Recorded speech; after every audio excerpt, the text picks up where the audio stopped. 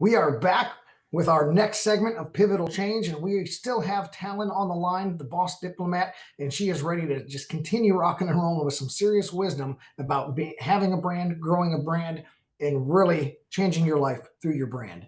So what we've been talking about in that first break is a lot of really positive things. I want to flip the coin over real quick and ask about what are some don'ts? We have our do's and don'ts, but I really want to know what are the pitfalls we need to avoid, the don'ts that you constantly see people try to undertake and it doesn't work out for them. Ooh, that's a good question. So one of the don'ts is don't try to cheat yourself by copying someone else's style, someone else's mannerism, what a message that you may have heard and are taking on as your own.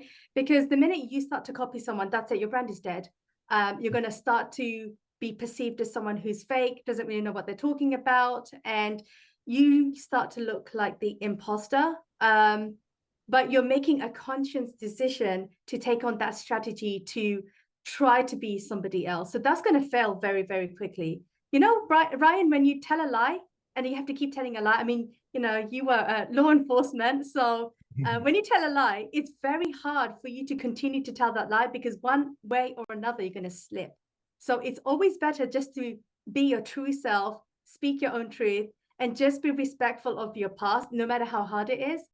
And then this is how you are going to start building a stronger narrative for yourself because you know yourself. Just try not to be someone else. I love that. Once you try to copy someone, your brand is dead. I hope everyone heard that and wrote it down. So earlier we talked about imitating somebody, and that's your own version of a kind of an echoing behavior, but not copying.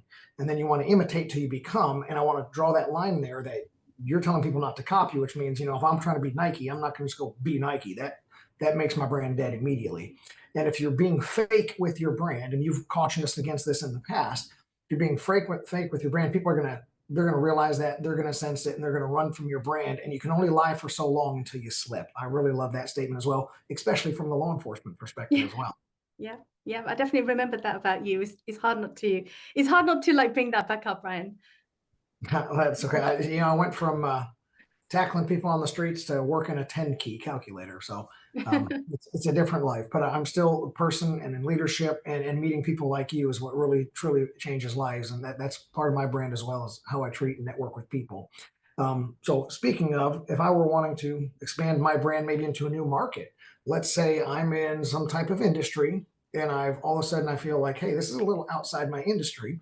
What comes to my head is that musicians come out with clothing brands and perfumes and things like that. Is it always a good idea to expand my brand into new markets? And what are some of those essential steps? Like, hey, you better be ready to do these things if you're going to expand. Yeah, I think the first question I would ask is, what is the reason to diversify your portfolio, right? Why are you choosing this specific product or this specific industry? It goes back to your why. Why?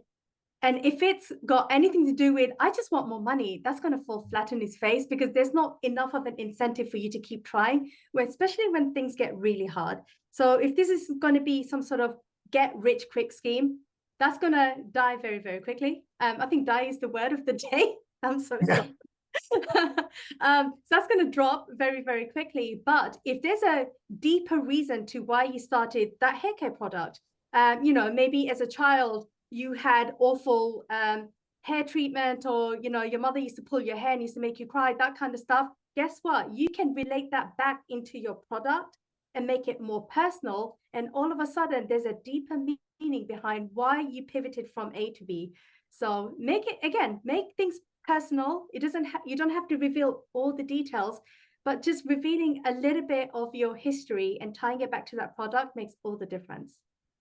I love that so much. Only expand your market into a new industry, your brand, if it aligns with your why, if it accomplishes the overall mission of who you set out to be. Yeah. And then if it's just a money grab, it's going to fall flat on its face. See, I got away from the dead metaphor. It's going to fall flat on its face.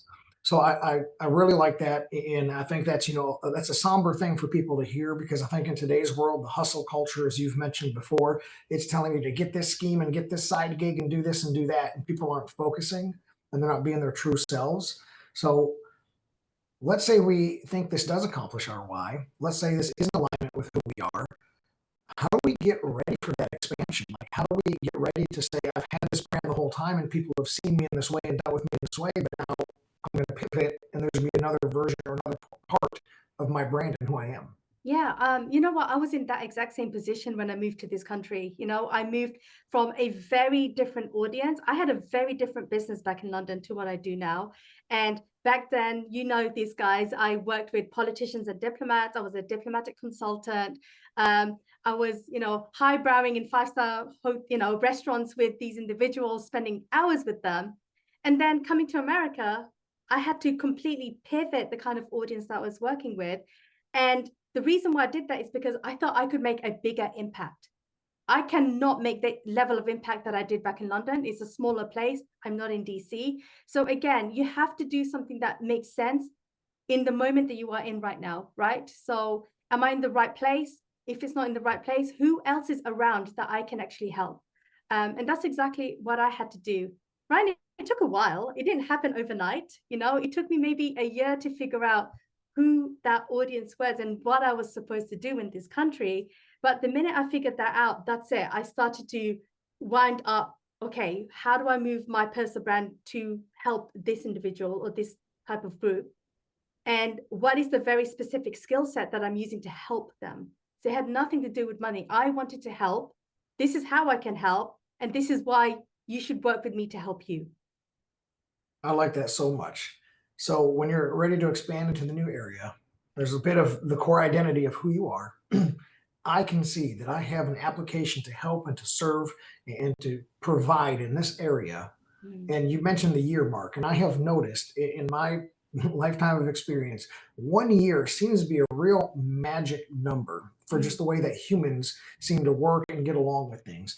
You know, we changed. I had some significant changes from I was just a regular patrolman, and then all of a sudden I became a suit and tie detective. Those are two different worlds, in Right. case you don't know. And it took me about 6 months to figure out the system and how things really work and adapt to the system. But it really took me a year as a detective to figure out truly who I was and how I was operating as a detective. Mm. Same thing when I switch jobs. Same thing with all of my clients that I work with. It takes them about a year to truly get their feet underneath them, get that comfort level, and get themselves figured out. Mhm. So, one of the things you're doing when we're accessing for expansion is to not dilute our core identity that still serves our purpose where we feel called to serve in that area. And then we need to make sure that it doesn't happen overnight because if we have those expectations, again, we're doomed, right? And That so I you just really love the way you're eloquently putting all this putting all this out there for us to understand. By golly, I hope people are taking notes on this episode. I have Uh, five pens, but I'm not writing. that's good. Yeah, it matches all the background too. I like it. So we've got our brands. Maybe we've got our brands pretty well established. And we feel like, hey, I've used Talyn and I've got taken some of this advice and I'm moving and I'm grooving. But I know I can't just leave it lying here in the dust. Something I've got to do to like nurture or sustain that brand and just keep it engaging over that long term. So how do we go from building the brand to keeping it healthy? Okay, so we're moving away from the D word and now we're moving to the V word, which is visibility. So you need visibility. And this is something that you can do in the background, right? Blog is one of the easiest things that you can do. Blogging, podcasting, YouTube, and then of course getting PR. So something like this, being on TV, getting that level of visibility, even if it's sprinkled across your calendar, has such a massive difference because you're showing your audience that number one, you are actively still working in your business. Because if you stop updating your website, for example, Ryan, and your blog has been just sitting there gathering dust, and it's been a year since you touched it.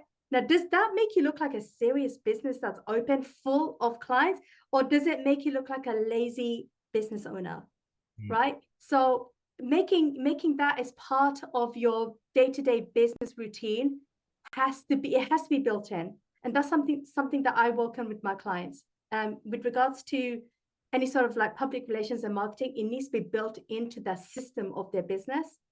And this is how you move 1% every single day because you're working on something small, but eventually, say if you get one media feature a month, that's 12 by the end of the year. That's 12 more than your competitors have.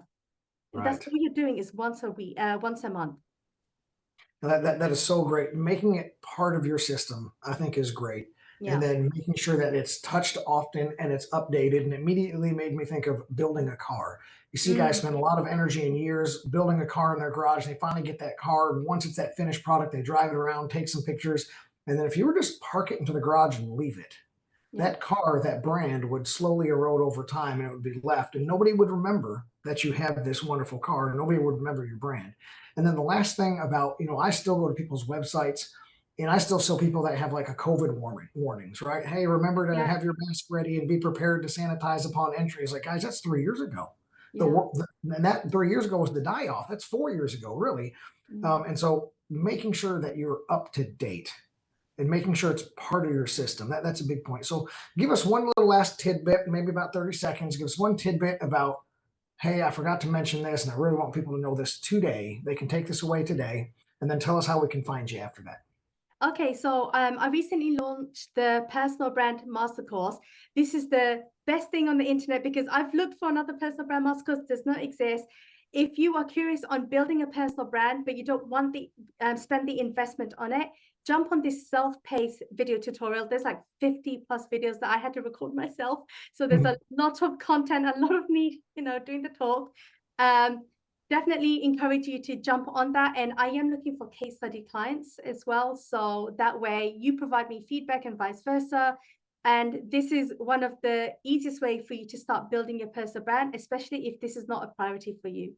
The other thing I'm looking for, Ryan, is I would love to review your brand. So if you're curious to see what your business is looking like from a very high level, I would love to invite people to the Fairy Boss Mother Show, where I will do a live brand review, completely unprepared, unscripted, and I'm going to give you my honest feedback. And sometimes it might sting, but there's always a lesson to learn from those constructive feedback. And that way we can get you moving on to the next step because I've just told you live what you need to work on. That is absolutely fantastic. Everybody get to her page, run, sign up. And this has been fantastic. We got to cut to another commercial break. Thank you once again for being a guest on the show. You've absolutely blessed the show and the audience. Oh, And thank you so much, Fran. It's always a pleasure. we'll catch everyone else right after this commercial break.